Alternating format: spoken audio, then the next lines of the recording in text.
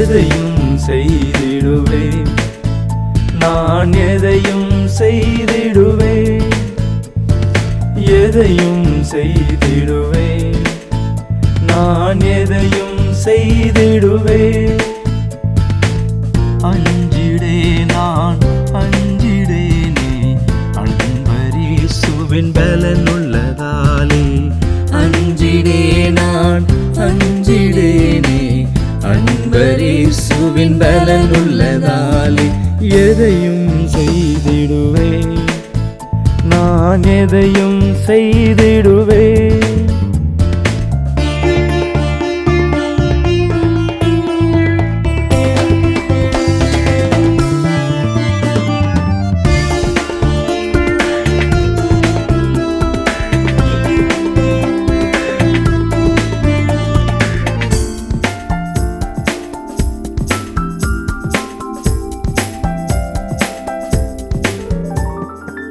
காற்றும் புயலும் என்னை சூழ்ந்தாலும், மரண இருளில் நான் நடந்தாலும். காற்றும் புயலும் என்னை சூழ்ந்தாலும், மரண இருளில் நான் நடந்தாலும். அஞ்சிடே நான் அஞ்சிடேனே, அன்பரேசுவின் பலன் உள்ளதாலே. அஞ்சிடே நான் அஞ்சிடேனே, அன்பரேசுவின் பலன் உள்ளதாலே. எதையும் செய்திடுவேன், நான் எதையும் செய்திடுவேன், எதையும் செய்திடுவேன், நான் எதையும் செய்திடுவேன்.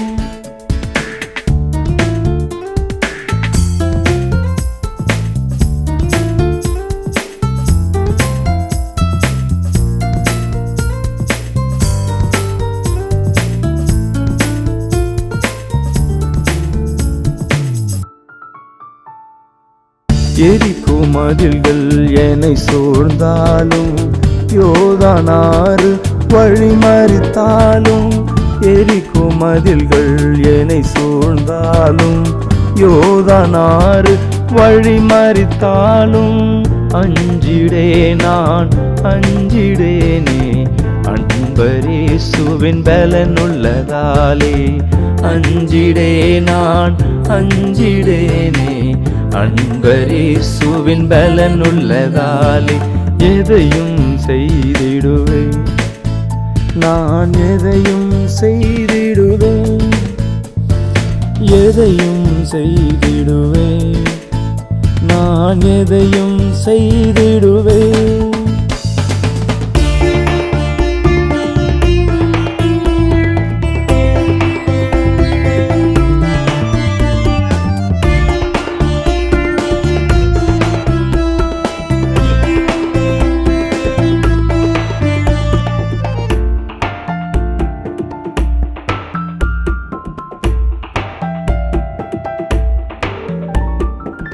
சிங்க குகையில் நான் விழுந்தாலும், எரியும் நெருப்பில் என்னை போட்டாலும்.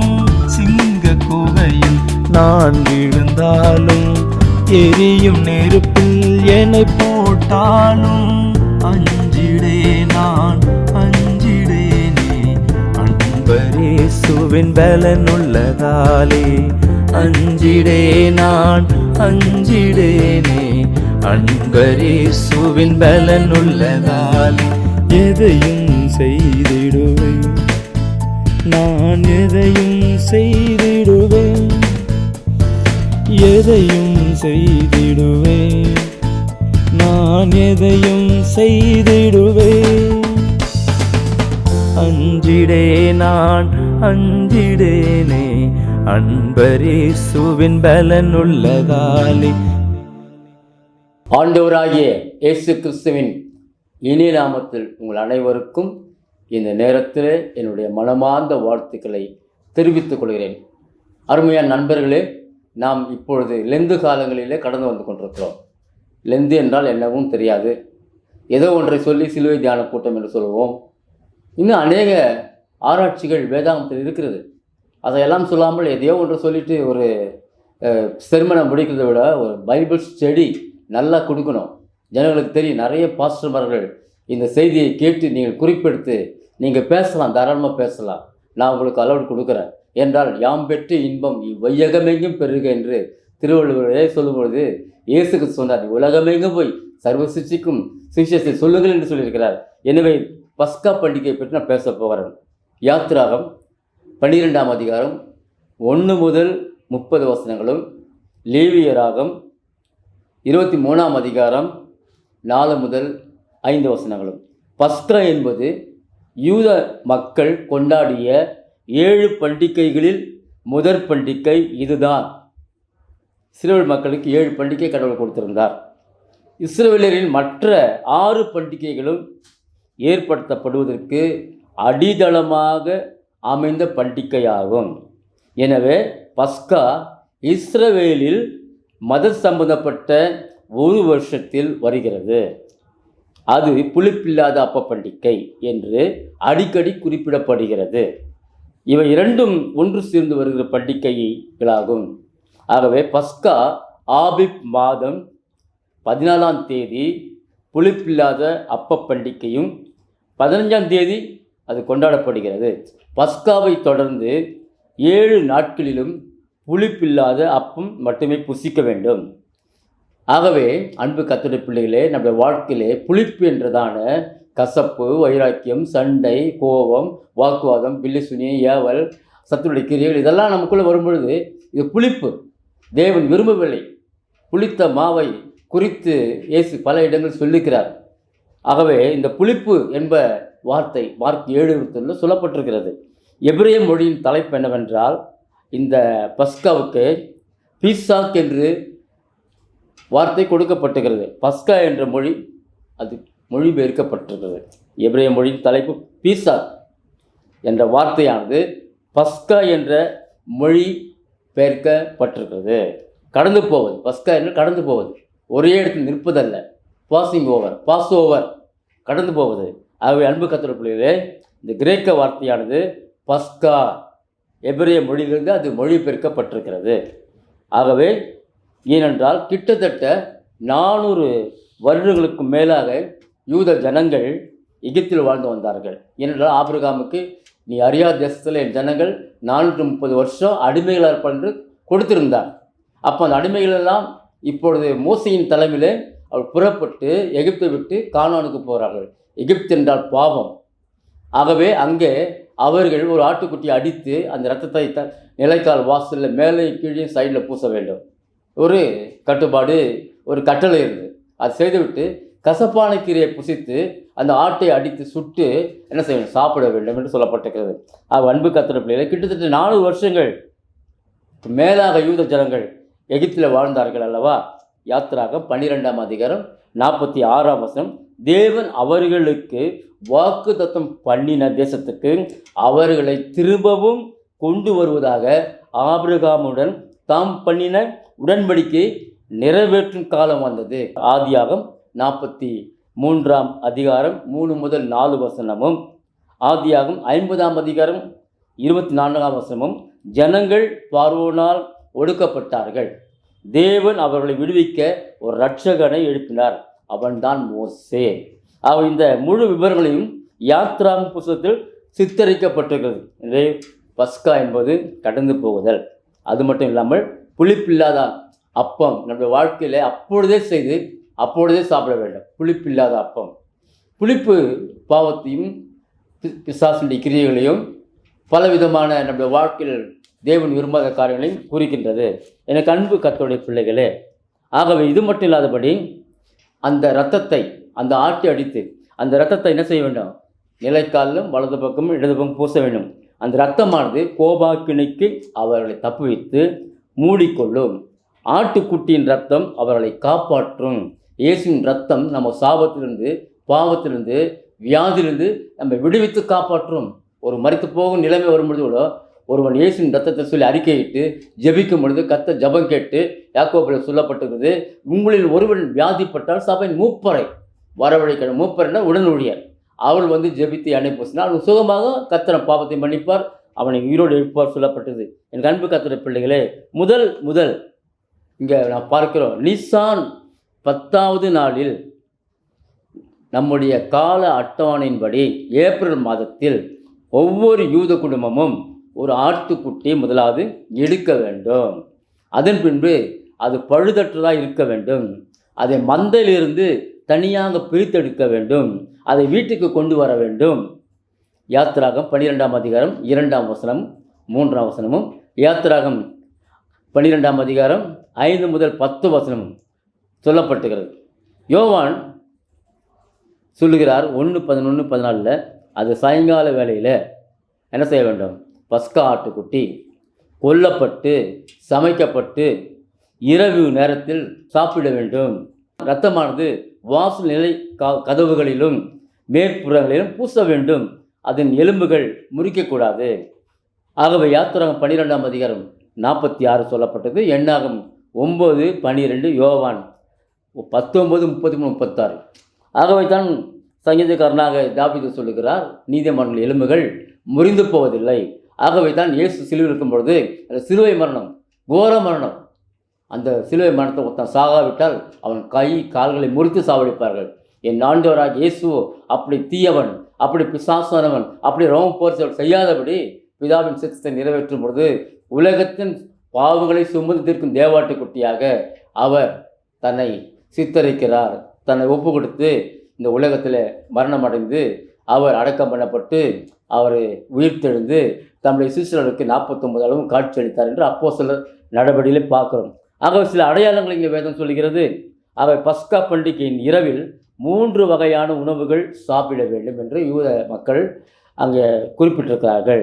அது என்னவென்றால், ஆடு புளிப்பில்லாத அப்பம், ஆட்டினுடைய இறைச்சி புளிப்பில்லாத அப்பம், கசப்பான கீரை, எபிரேய மொழியில் மார் என்று சொல்லப்படுது. நகோமியை பார்க்கும் பொழுது அவள் அந்த மோவாப் தேசத்திலிருந்து திரும்பி தன் சொந்த ஊருக்கு பெத்லகேம் வரும்பொழுது எல்லாரும் பார்த்து, நீ நகோமியா என்று கேட்டார்கள். நகோமி என்று சொல்லாதீர்கள், நான் மாறா, என் வாழ்க்கை கசந்து போயிருக்குது. எனக்கு அன்பு கர்த்தருடைய பிள்ளைகளே, உங்கள் வாழ்க்கையில் கசந்து போன வாழ்க்கையை தேவன் மதுரமாக மாற்றப் போகிறார். நீங்கள் செய்ய வேண்டிய ஒரே ஒரு காரியம் என்னவென்றால், கர்த்தர் சொன்ன அந்த வார்த்தையை பின்பற்றுங்கள். புளிப்பில்லாத அப்பம்.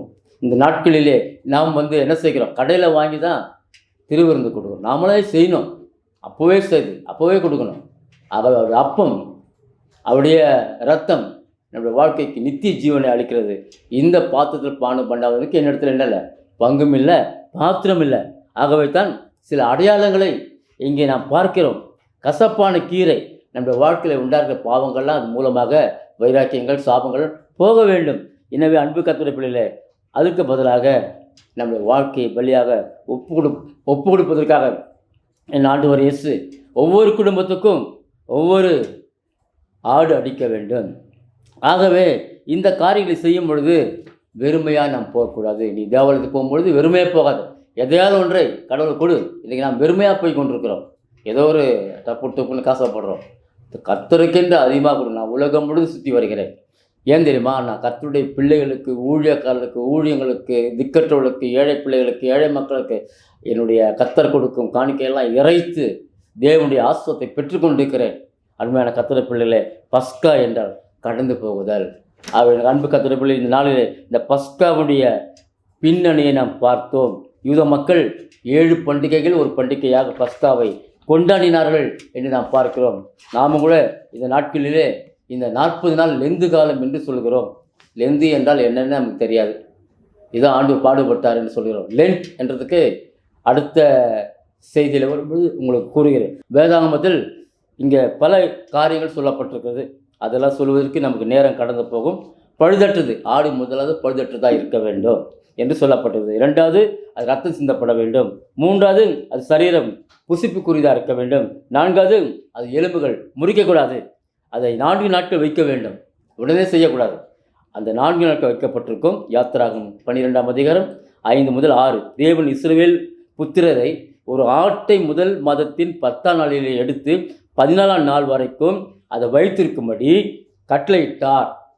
அந்த ஆடு பலியிடுவதற்கு 4 நாட்கள் தனியாக வேறு பிரிக்க வேண்டும். எனவே 4 நாட்கள் என்பது 4000 வருடங்களை குறிக்கிறது.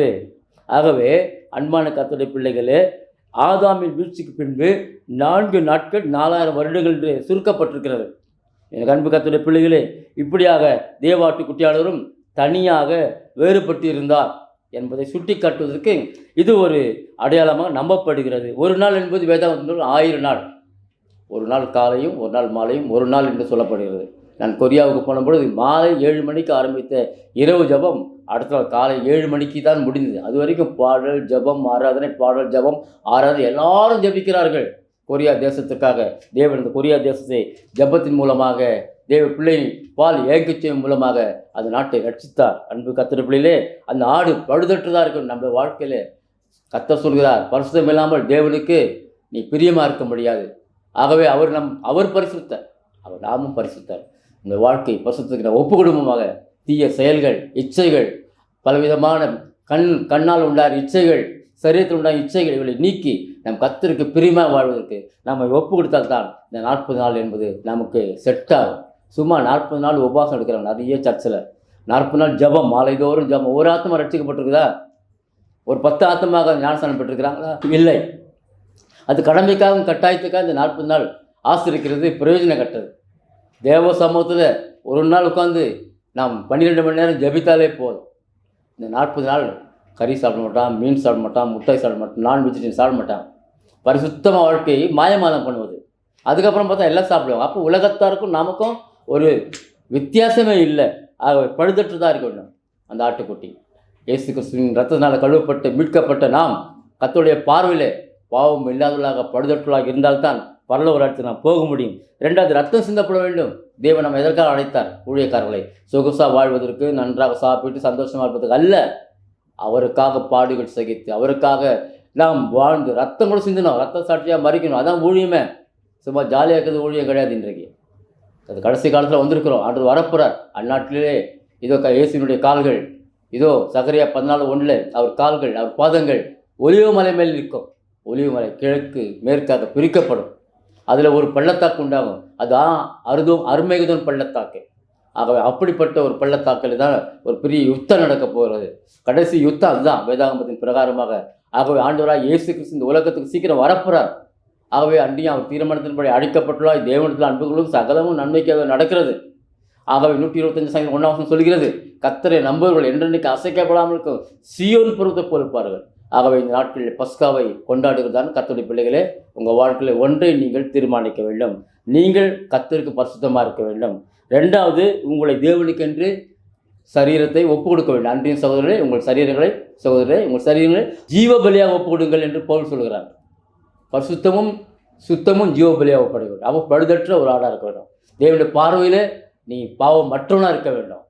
அநேக பாவங்களை சேர்த்துக்கொண்டு நீ உலகத்தில் பேருக்கு வாழ்ந்தால் ஆண்டவர் உன்னை பரலோகத்துக்கு கொண்டு போக மாட்டார். ஜாக்கிரதையாக இருங்க, மனம் திரும்புங்க, கர்த்தரை உறுதியாகப்படுத்திக் கொள்ளுங்க. இந்த 40 நாள் உபவாசம் என்பது மிக முக்கியம்தான். இயேசு 40 நாள் அவர் உபவாசம் இருந்தார். அது மூலம் பிசாசு ஜெயித்தார். கடமைக்காக நம்ம உபவாசம் கூடாது. உபவாசம் என்றால் எதுவுமே சாப்பிடக்கூடாது, தண்ணி மட்டும் தான் குடிக்கணும், யாருமே பார்க்கக்கூடாது, யாரிடத்துல பேசக்கூடாது, ஜபத்தில் தரித்திருக்க வேண்டும். அன்பு கர்த்தருடைய பிள்ளைகளே, இந்த நாளிலே இந்த விதமான பஸ்காவின் ஆட்டுக்குட்டியை பற்றி நாம் வாசம். நம்முடைய ஆண்டவராகிய இயேசு கிறிஸ்து அவர்தான் பஸ்கா ஆட்டுக்குட்டி. முதலாவது என்ன பண்டிகை நாம் பார்த்தோம்? பஸ்கா பண்டிகை. 2வது புளிப்பில்லாத அப்ப பண்டிகை. யோவான் 6:51 ஜீவ அப்பம் நானே என்று சொல்கிறார். ஆகவே இந்த பாடப்பகுதி லேவியராகமம் 23:6-8 சொல்கிறது. முன்னுரை நிசான் மாதம் 15ஆம் நாள் பஸ்காவுக்கு அடுத்த நாள் புளிப்பில்லாத அப்ப பண்டிகை தொடங்கிறது. இது 7 நாட்கள் கொண்டாடப்படுகிறது. 15 21 நாள் வரையிலும் முதலாம் நாளுக்கு கடைசி நாளும் ஓய்வு நாள். அவை பசுத்த சபை கூடி வருதல் என்று அழைக்கப்படுகிறது. அவை வாரத்துக்கு ஓய்வு நாளில் தான் வர வேண்டும்.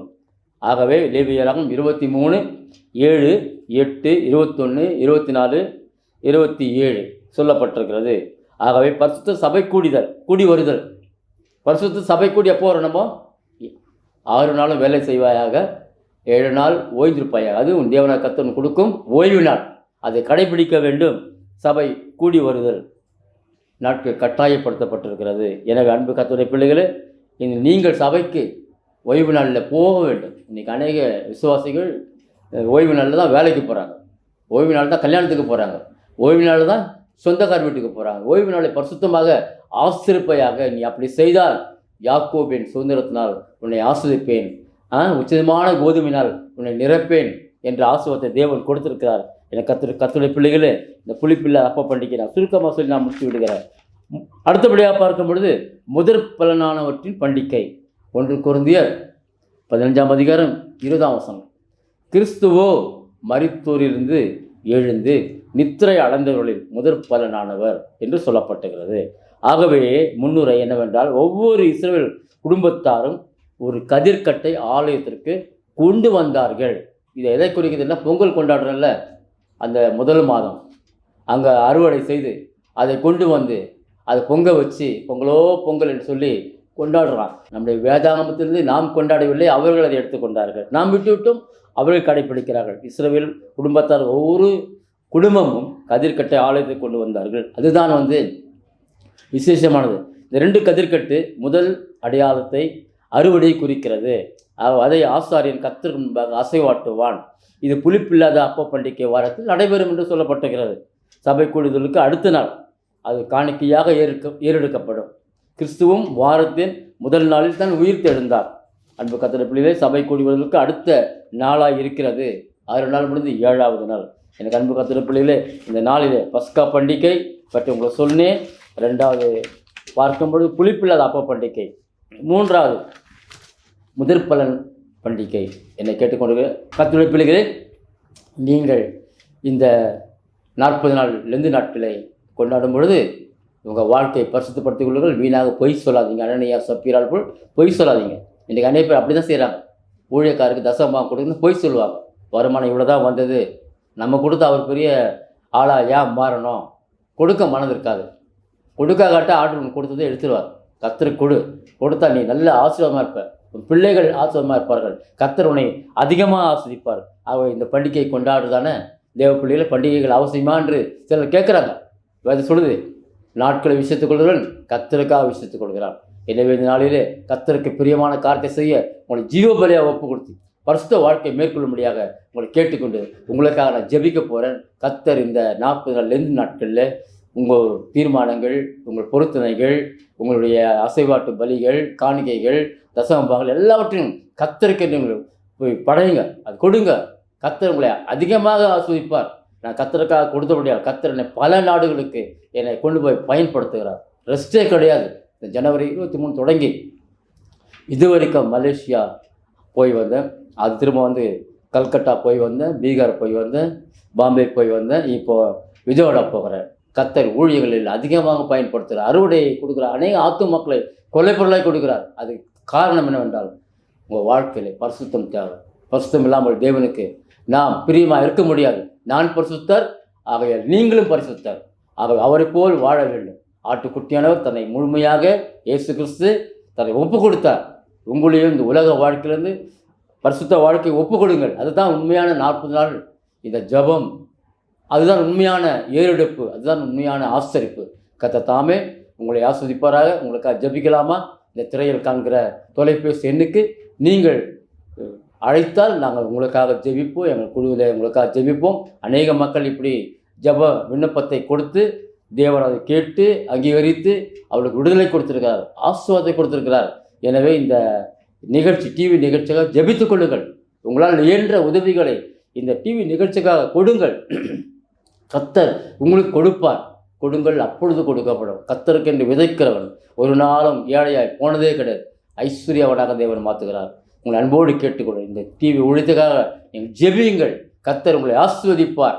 உதவி செய்யுங்கள். கர்த்தர் உங்களை ஆசீர்வதிப்பார். உங்கள் பிள்ளைகள் வீடுகளை கட்டுவார்கள். உங்கள் பிள்ளைகள் கடல் கடந்து போய் வேலை கிடைக்கும். நீங்கள் நன்றாக இருப்பீர்கள். கர்த்தர் தாமே உங்களை ஆசீர்வதிப்பாராக. ஆமென். ஜெபிக்கலாமா? அன்பின் இயேசுவே, மிக அவசரமாக இந்த செய்தியை கொடுத்து கொண்டிருக்கிறேன்.